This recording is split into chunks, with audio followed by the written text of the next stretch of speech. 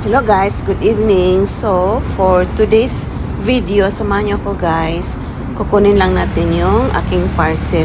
So, dyan ko pina-deliver sa grocery store sa tapat ng bahay namin sa may condo dito sa Sea Strand. Ayan, dyan ko pina-deliver dahil walang delivery charge. Kaya, yun, may na-receive na ako na SMS na pwede ko na daw i-collect yung parcel ko. So, bale sa first floor po ito ng condo. Meron silang grocery store and open siya sa public kahit hindi ka nakatira sa condo na yun. Ayan, doon ka lang dadaan sa side gate. Yung dinaanan natin kanina.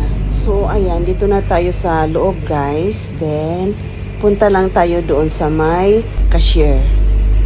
I came to collect my parcel. Number? So, ayan, kinukuha na niya yung parcel natin, guys. So, ito na siya, guys. Nakuha na natin. Bali, dalawa pala siya. So, uwi na tayo, guys. Dahil wala naman akong bilhin dito.